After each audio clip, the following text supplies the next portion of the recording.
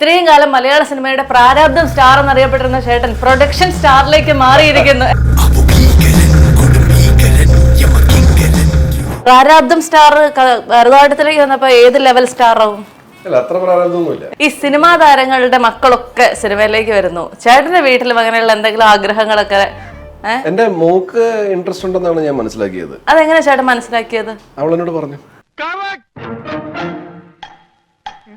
Shooting സമയത്തൊക്കെ ഞാൻ ലൊക്കേഷനിൽ പോകുമ്പോഴത്തേക്ക് ഞാനൊരു ആക്ടറായിട്ട് തന്നെ പോകുന്നത്. പലപ്പോഴും ഞാൻ മറന്നു വരുന്നത് ഞാൻ പ്രൊഡ്യൂസറാണ്. പേര് ഭരതനാട്യം എന്നായതുകൊണ്ട് ചേട്ടൻ കുറച്ച് ഭരതനാട്യം എങ്ങാനും പഠിക്കാൻ ശ്രമിച്ചായിരുന്നു? ഞാനൊരു ക്രാഷ് കോഴ്സ് ചെയ്തായിരുന്നു. ചേട്ടൻ എന്റെ ലെവലിലേക്ക് വരുന്നുണ്ട്. അങ്ങനെ ഓൺലൈൻ ആയിരുന്നു ചേട്ടാ? സന്ധ്യയ്ക്ക് ശേഷം ഫോൺ എടുക്കാൻ പറ്റത്തില്ല. കാരണം നമ്മൾ ഫോണിൽ സംസാരിക്കും, അവരും കൂടി രഹസ്യമായിട്ട് അതുകൊണ്ട് ഞാൻ ഫോണിൽ സംസാരിക്കാറില്ല. പിന്നെ വലുവിന് കാതെടുത്ത് എന്നെ വായിക്കാത്ത വയ്ക്കണം, ഞാൻ പറയുന്ന കേൾക്കണം. ഈ പടങ്ങളൊക്കെ സൂപ്പർ ഹിറ്റ് മൂവീസ് ആണ്. ഇതൊക്കെ എനിക്ക് ഇഷ്ടപ്പെടുന്നുണ്ട്. അപ്പൊ അതിന്റെ അർത്ഥം മെജോറിറ്റി ഓഡിയൻസിന് ഇഷ്ടപ്പെടുന്ന പടങ്ങൾ എനിക്ക് ഇഷ്ടപ്പെടുന്നുണ്ട്. ഇപ്പൊ ഞാനൊരു കഥ കേൾക്കുമ്പോഴത്തേക്കും എനിക്കിത് ഇഷ്ടപ്പെട്ടു. അപ്പൊ ഞാനെന്താ വിചാരിക്കുന്നത്, മെജോറിറ്റി ഓഡിയൻസിന് ഇഷ്ടപ്പെടുന്ന ഈ പടം ഹിറ്റ് ആവുമെന്ന്. പക്ഷെ ആവുന്നില്ല. ശശിയേട്ടൻ കഥ കഴുതക്കുട്ടി ഇങ്ങനെയാണ് അങ്ങനെ പറഞ്ഞിട്ട് കഴുതക്കുട്ടി ഫസ്റ്റ് ഡേ 10 മിനിറ്റ് ഷോയാണ്. എന്റെ കണ്ണിന്നിങ്ങനെ കൂട്ടാന്നിങ്ങനെ വെള്ളം വരുവാണ്. ഇത് തുടയ്ക്കാൻ പേടി. കുറച്ചു നേരം കഴിഞ്ഞ് ഞാനപ്പോൾ പിന്നെ ഡെഡ് ബോഡി ആവുമല്ലോ. ഞാൻ നോക്കുമ്പോഴത്തേക്കും രമേശ് പതുക്കെ ഇങ്ങനെ ചെയ്തു. അപ്പോൾ പിന്നെ എനിക്ക് ധൈര്യം, ഞാൻ ഷർട്ടൊക്കെ എടുത്തിട്ട് ഒറ്റത്തോട. ഇത് മനസ്സിലായില്ല, ഭീകരണങ്ങൾ അബു അങ്കിൾ എന്നൊക്കെ പരിചയപ്പെടുത്തും. ഇപ്പൊ എങ്ങനെയാന്ന് വെച്ചാല് കല്ലൂൺ ടച്ചായി, മനസ്സിലായില്ലേ? സ്മാർട്ട് ഫോൺ ചൂസ് ചെയ്യുമ്പോൾ കേരളത്തിൽ ഒരു ഒറ്റ എക്സ്പെർട്ടേ ഉള്ളൂ, oxygen, the smart phone expert. Kalaranjani ചേച്ചി ആൻഡ് സൈജ് ചേട്ടാ, വെൽക്കം ടു ദ ഷോ. വളരെ സന്തോഷത്തോടെ ഒരു കാര്യം പറയട്ടെ, ഇത്രയും കാലം മലയാള സിനിമയുടെ പ്രാരാബ്ദം സ്റ്റാർ എന്നറിയപ്പെട്ടിരുന്ന ചേട്ടൻ പ്രൊഡക്ഷൻ സ്റ്റാറിലേക്ക് മാറിയിരിക്കുന്നു. Producer star. കലാചേച്ചിക്ക് ഈ കഥ അറിയോ? അതായത് മലയാള സിനിമ ഏത് സിനിമ എടുത്താലും സൈജു ചേട്ടന്റെ റോൾ എല്ലാം എന്ന് പറയുന്നത് കടം കയറി ജീവിക്കാൻ വകുപ്പില്ലാത്ത അവസ്ഥയായിരുന്നു. അപ്പൊ ഞങ്ങളൊക്കെ വിചാരിച്ചു ജീവിതത്തിൽ അങ്ങനെ എങ്ങനെയാണോ എന്നൊക്കെ വിചാരിച്ചു. ചേട്ടൻ തെളിയിച്ചു ഭരതനാട്യത്തിലൂടെ അങ്ങനെയല്ല. ഞാൻ ആ ഒരു ഇമേജ് മാറ്റാൻ വേണ്ടിയാണ് പ്രൊഫഷനിലേക്ക് കടന്നത്. വീടൊക്കെ ഇരിക്കലും വിശ്വാസമായാലും എന്റെ കാശിട്ടത് ആണല്ലോ അല്ലേ? കലാചേച്ചിയുടെ കാര്യം പറയുകയാണെങ്കിലേ എന്തോരം സിനിമകളില് ശ്രീകൃഷ്ണപുരത്ത് നക്ഷത്രത്തിൽ മുമ്പും അഭിനയിച്ചു പിൻപും അഭിനയിച്ചു. പക്ഷെ എന്നാള് കണ്ടാലും ഞങ്ങൾ സിസ്റ്റേഴ്സ് ആണോ എന്ന് പറയുന്ന സാധനം ചോദിക്കാതെ ഒരു ഇന്റർവ്യൂ വൈൻഡർവ്യൂ ഇല്ല.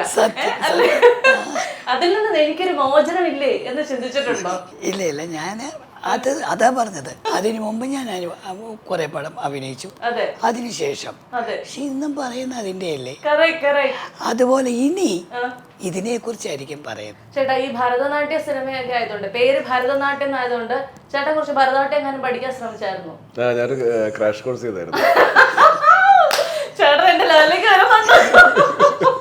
ഈ സിനിമാ താരങ്ങളുടെ മക്കളൊക്കെ സിനിമയിലേക്ക് വരുന്നു. ചേട്ടന്റെ വീട്ടിലും അങ്ങനെയുള്ള എന്തെങ്കിലും ആഗ്രഹങ്ങളൊക്കെ? എന്റെ മോക്ക് ഇൻട്രസ്റ്റ് ഉണ്ടെന്നാണ് ഞാൻ മനസ്സിലാക്കിയത്. അതെങ്ങനെയാ ചേട്ടൻ മനസ്സിലാക്കിയത്? അവൾ എന്നോട് പറഞ്ഞു. എന്താ ചേട്ടാ പറഞ്ഞ അച്ഛൻ എന്നെയും കൂടെ ഒരു സിനിമയിൽ അഭിനയിപ്പിക്കുമെന്നാണോ? അല്ലല്ല, അവൾ അങ്ങനെയല്ല പറഞ്ഞിരിക്കുന്നത്. ഒരു ദിവസം എന്നോട് പറഞ്ഞു ഇങ്ങനെ, ഇവൻ I also want to try movies എന്ന് പറഞ്ഞു. അപ്പൊ ഞാൻ, നമ്മള് അച്ഛനാണല്ലോ, അപ്പൊ അച്ഛന്റെ സ്പേസിൽ നിന്ന് ഞാൻ ഒരു ക്ലീഷേ അച്ഛനെ പോലെ ഞാൻ പറഞ്ഞു, നീ ആദ്യം പഠിത്തം കംപ്ലീറ്റ് ഒരു ഡിഗ്രി എടുക്ക്, എന്നിട്ട് നമുക്ക് നോക്കാം. അപ്പം അവള് പറഞ്ഞു ഓക്കെ. അവള് പിന്നെ വളരെ അനുസരണശീലമുള്ള ഒരു കൊച്ചാണ്. ചേട്ടാ, എന്നാലും ഞാൻ ചേട്ടന്റെ മാളികപ്പുറത്തിലെ സീനം കണ്ടിട്ട് എനിക്ക് അങ്ങ് വയ്യാണ്ടായി പോയി ചേട്ടാ. ഞാൻ വല്ലാതെ ചിലര് പറഞ്ഞു ഞാൻ വെറുതെ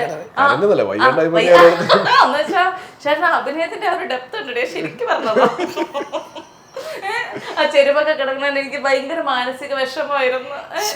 അങ്ങനെ ഒരുപാട് പേര് പറഞ്ഞിട്ടുണ്ടാവൂലേ? എനിക്ക് എന്നെ തന്നെ കണ്ട് എന്റെ കരച്ചിൽ വന്നു. ആണല്ലേ? ഞാൻ വനിതാ തിയേറ്ററിൽ ഞാനും അമ്മയുടെ ഞങ്ങളുടെ ഒരു ഫാമിലി ഫ്രണ്ട് ആന്റി ഉണ്ട്, ഗേളി ആന്റി. ഞങ്ങൾ മൂന്നുപേരും കൂടെ സിനിമ കാണാൻ വേണ്ടി പോയി. അവിടെ പോയി ഇരുന്നു. അപ്പം രമേശ് പിഷാരടിന്റെ തൊട്ടിപ്പുറത്തിരിപ്പുണ്ട്. പിന്നെ ഞാൻ, അമ്മ, ഗേളി ആന്റി. അപ്പം സാധാരണഗതിയിൽ എനിക്ക് എൻ്റെ സീൻസ് ഞാൻ ഇൻവോൾവ് ആയിട്ടുള്ള സീൻസ് തിയേറ്ററിലോ അല്ലെങ്കിൽ ടി വിയിൽ എവിടെ കണ്ടാലും എനിക്ക് എൻജോയ് ചെയ്യാൻ പറ്റാറില്ല. ഇതിൻ്റെ മൊത്തത്തിൽ ആ മ്യൂസിക്കും അത് നമ്മൾ ചെയ്യുമ്പോൾ നമുക്ക് മ്യൂസിക്കൊന്നും ഇല്ലല്ലോ, നമുക്ക് ഇത്ര എഫക്റ്റീവ് ആയിരിക്കും തിയേറ്ററിൽ നമുക്ക് അറിയില്ല. ഇത് മൊത്തം മ്യൂസിക്കും കാര്യങ്ങളൊക്കെ വന്നു കഴിഞ്ഞപ്പോഴത്തേക്കും എന്നെ അടിച്ചു. എൻ്റെ മകളെന്നെ കാണുന്നത് കണ്ടപ്പോഴത്തേക്കും എൻ്റെ കണ്ണിൽ നിന്നിങ്ങനെ കൂട്ടാന്നിങ്ങനെ വെള്ളം വരുവാണ്. അപ്പം ഞാനിങ്ങനെ പേടിച്ചിരിക്കുവാണ്. അപ്പം എനിക്ക് ഇത് തുടയ്ക്കാൻ പേടി എന്ന് വെച്ചാൽ രമേശ് ഇനിയിപ്പം എല്ലാവരും മുമ്പ് എന്നെ കളിയാക്കും, ഭയങ്കര കരച്ചിലായിരുന്നു പറഞ്ഞു. എന്നുവെച്ചാൽ ബാക്കിയുള്ളവരൊക്കെ കരയുന്നുണ്ടോന്ന് എനിക്കറിയില്ലല്ലോ. ഫസ്റ്റ് ഡേ 10 മിനിറ്റ് ഷോ ആണ്. അപ്പൊ എനിക്കാണെങ്കിൽ ഇവിടെ ചൊറിയുന്നുണ്ട്. ഈ നമ്മൾ ഈ തുടയ്ക്കാണ്ടിരിക്കുമ്പോ ഈ കണ്ണിന് ചൊറിയല്ലോ, അത് പിടിച്ചിട്ട് നിൽക്കുന്നത്. ഇപ്പുറത്തെ അഡ്ജസ്റ്റ് ചെയ്തൊക്കെ ഇങ്ങനെ തുടച്ചതെന്ന് വെച്ചാല് അമ്മ ആണല്ലോ, അമ്മ എന്തായാലും കളിയാക്കൂല്ലല്ലോ. അപ്പൊ അങ്ങനെ ഇരിക്കുമ്പോ കുറച്ചേരം കഴിഞ്ഞ് ഞാനിപ്പോ പിന്നെ ഡെഡ് ബോഡി ആവുമല്ലോ. ഇതായി കഴിഞ്ഞപ്പോഴത്തേക്കും ഞാൻ നോക്കുമ്പോഴത്തേക്കും രമേശ് പതുക്കെ ഇങ്ങനെ ചെയ്തു.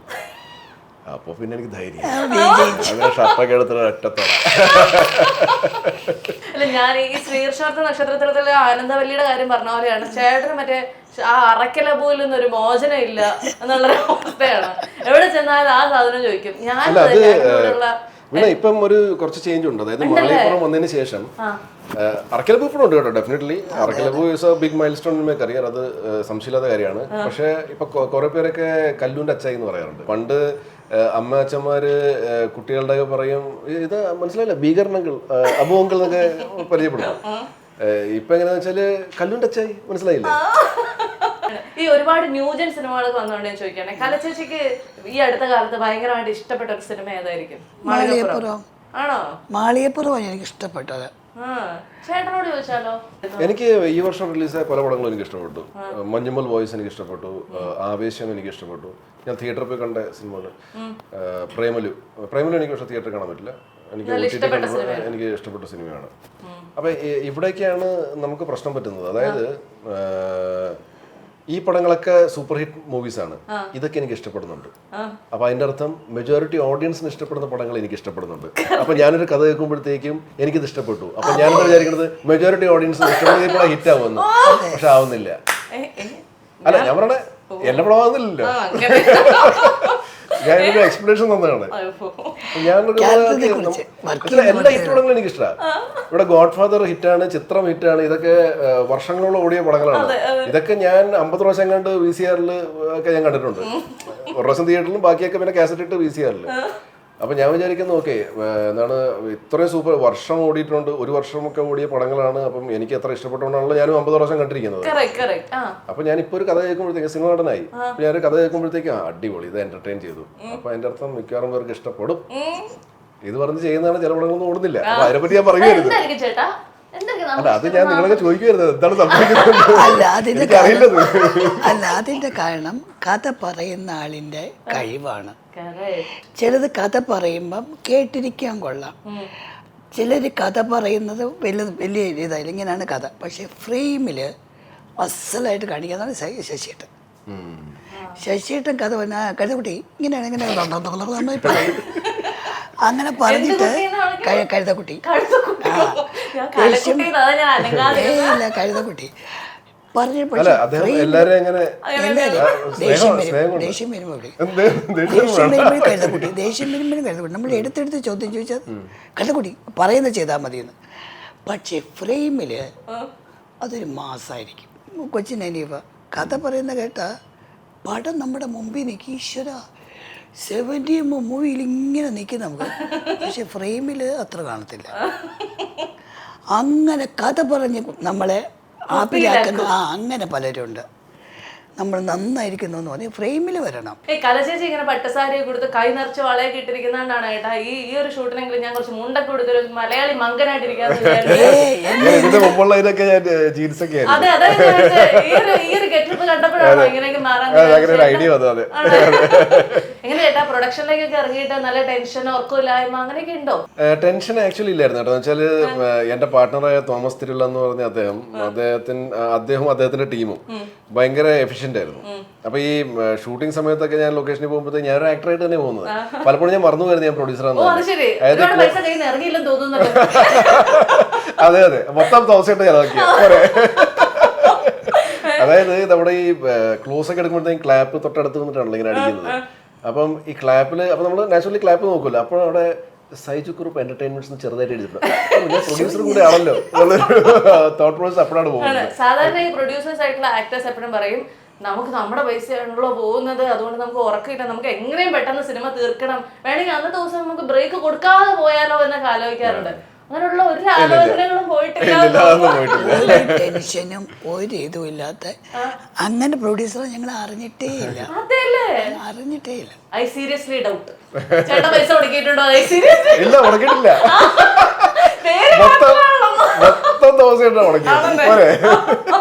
നമുക്ക് ഇപ്പൊ ഇനി ചോദിക്കാൻ പാടുണ്ടോന്ന് അറിയില്ല, എന്നാലും നമ്മുടെ ഈ വോയിസ് ഇങ്ങനെ പതുക്കെ പതുക്കെ ഇങ്ങനെ പോയിക്കൊണ്ടിരിക്കുന്നത് ഞാൻ അറിഞ്ഞു.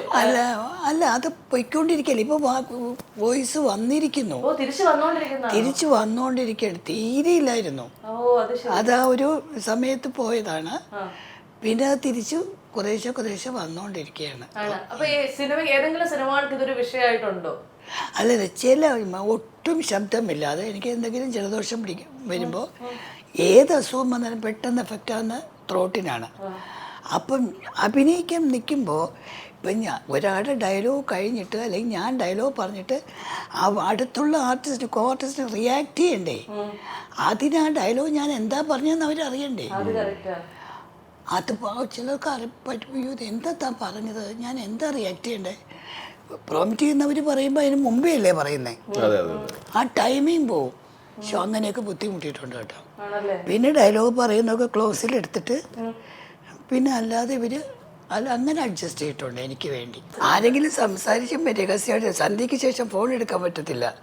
കാരണം നമ്മൾ ഫോണിൽ സംസാരിക്കുമ്പോൾ അവരും കൂടി രഹസ്യമായിട്ട്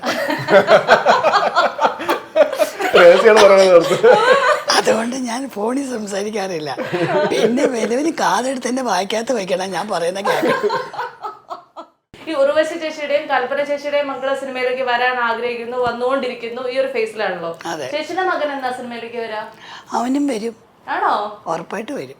എല്ലാരും എന്റെ മക്കൾ, എന്റെ അനിയന്റെ മകനുണ്ട്, എല്ലാരും വരും. അവരൊക്കെ വിസ്കോമാണ് പഠിച്ചിരിക്കുന്നത്. മറ്റൊരു സൈജു കുറുപ്പ് പ്രൊഡക്ഷനിൽ അഭിനയിക്കാൻ അവർക്ക് ഭാഗ്യം ലഭിക്കട്ടെ. അയ്യോ, നാക്ക് പൊന്നാവട്ടെ. പ്രൊഡ്യൂസ് ചെയ്യാമെന്നെടുത്ത തീരുമാനം എന്തായിരുന്നു ചേട്ടാ?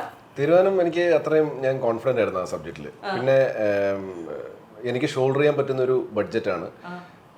പിന്നെ തോമസ് ചേട്ടനാണ് എൻ്റെ പാർട്ട്ണറായിട്ട് വന്നത്. അപ്പം ഐ മീൻ അദ്ദേഹമാണ് പ്രൊഡ്യൂസ് ചെയ്യാന്ന് പറഞ്ഞത്, ഞാൻ പാർട്ട്ണർ ആവുകയാണ് ചെയ്തത്. അപ്പോൾ തോമസ് ചേട്ടനോട് ഞാനൊന്ന് ആലോചിച്ചു, ഞാനിപ്പോൾ തോമസ് ചേട്ടനൊക്കെ ഞാനും കൂടെ പാർട്ട്ണറായിട്ട് എന്ന് ചോദിച്ചാൽ അദ്ദേഹത്തിനും കൂടെ സമ്മതമാവണമല്ലോ.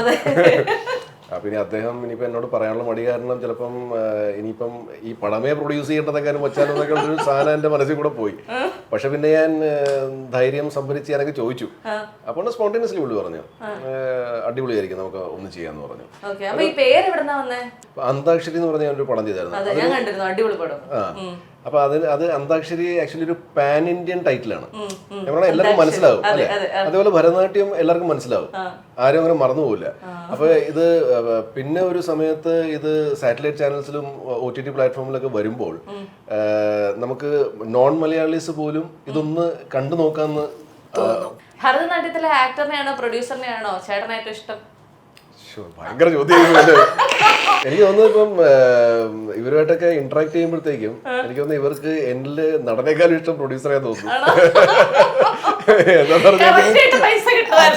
അല്ല, അതുകൊണ്ടല്ല, പക്ഷേ ഇവരൊരിക്കലും പ്രൊഡ്യൂസറായിട്ട് കൺസിഡർ ചെയ്തിട്ടില്ല. അങ്ങനൊന്നും ചിന്തിച്ചിട്ടേ ഇല്ല, അങ്ങനെ പെരുമാറിയിട്ടേ ഇല്ല. ഒരു സെക്കൻഡിൽ പോലും ഞങ്ങൾ അങ്ങനെ ചിന്തിച്ചിട്ടും ഇല്ല. ഇപ്പോഴാണ് ഈ പറയുമ്പോ ഇല്ലേ, ഇപ്പൊ ഒരാൾക്ക് ഇപ്പൊ വീണ ചോദിക്കുമല്ലോ ആദ്യമായിട്ട് പ്രൊഡ്യൂസ് ചെയ്തപ്പോ എന്താണ് തോന്നുന്നത്, അങ്ങനത്തെ ക്വസ്റ്റ്യൻ. ഓ, സൈജു പ്രൊഡ്യൂസർ ആണല്ലേ കരചേച്ചിയോട് പറഞ്ഞ. അപ്പോഴാണ് ഞാൻ ശരിയാണല്ലോ.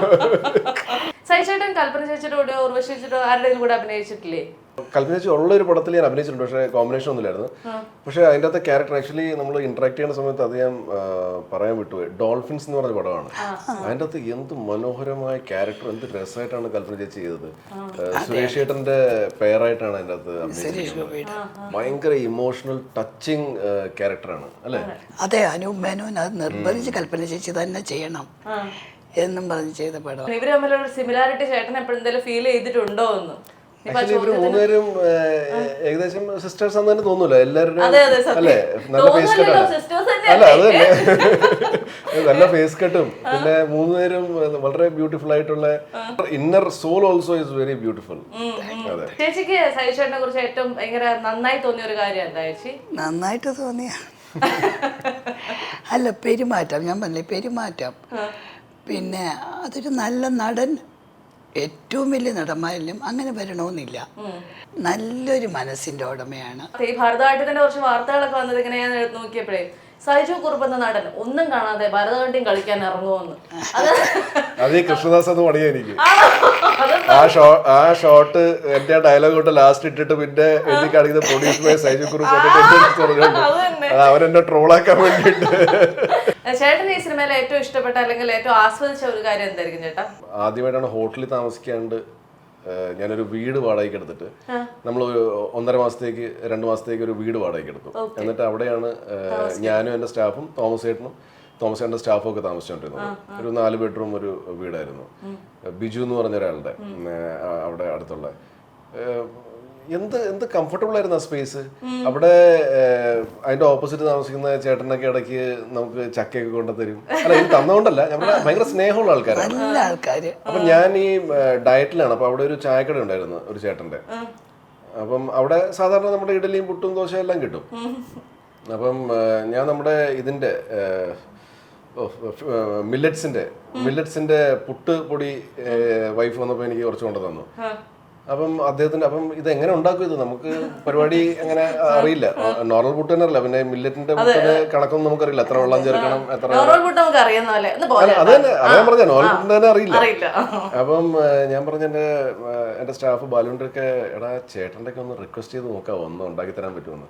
ഇവനോടെ ചെന്ന് പറഞ്ഞ ഉടനെ പുള്ളി ഉടനെ റെഡിയാണ് കറക്റ്റ് സമയത്ത്. അപ്പൊ എനിക്കാണെങ്കിൽ ഞാൻ ഈ രാത്രി അധികം ഫുഡ് കഴിക്കാത്തതുകൊണ്ട് രാവിലെ എണീറ്റ് കഴിഞ്ഞാൽ എനിക്ക് ഭയങ്കര വിശപ്പാണ്. അപ്പൊ രാവിലെ അവിടെ ബ്രേക്ക്ഫാസ്റ്റ് ആകാനൊക്കെ ഒരു 7-7:30 ആവും. അപ്പൊ എനിക്ക് എല്ലാ ദിവസവും ഷൂട്ട് നേരത്തെ ഉണ്ട്. ഞാൻ 6 മണിക്ക് എണീക്കും. എനിക്ക് 6 മണിക്ക് എണീറ്റാൽ എനിക്ക് 6:15 ഫുഡ് വേണം. മനസ്സിലായില്ലേ? 6 മണിക്ക് കിട്ടിയാൽ അത്ര നല്ലത്. പക്ഷെ ഇദ്ദേഹം നേരത്തെ എനിക്ക് വേണ്ടി ഇത് വീട്ടിൽ നിന്ന് ഉണ്ടായിക്കൊണ്ടുവരും. എന്റെ സ്റ്റാഫ് പോയി 1 കിലോമീറ്ററേ ഉള്ളൂ, പോയി അത് മേടിച്ചോണ്ട് വന്നാൽ മതി. അപ്പൊ അത്രയും സ്നേഹമുള്ള ആൾക്കാരായിരുന്നു അവിടെ. കലചേച്ചി ഇപ്പോഴും എന്തെങ്കിലും ഡയറ്റ് ഒക്കെ എടുക്കാറുണ്ടോ?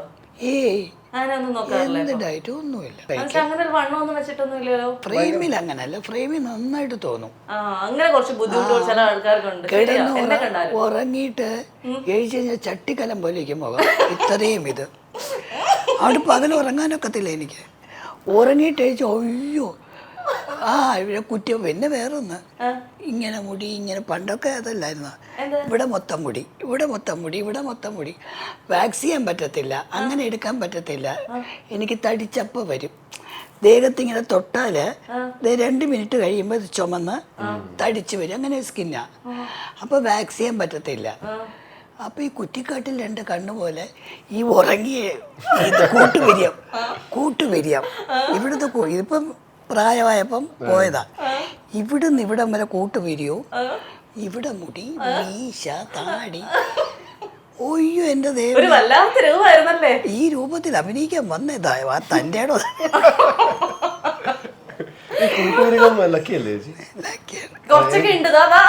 ഞാനിത് ആക്ച്വലി ഇടയ്ക്കൊക്കെ ഭയങ്കര കൂട്ടുകൂരിയാണ്. ഞാൻ ഇടയ്ക്കൊക്കെ ഒന്ന് ട്രിം ചെയ്ത് നിർത്തുന്നത്.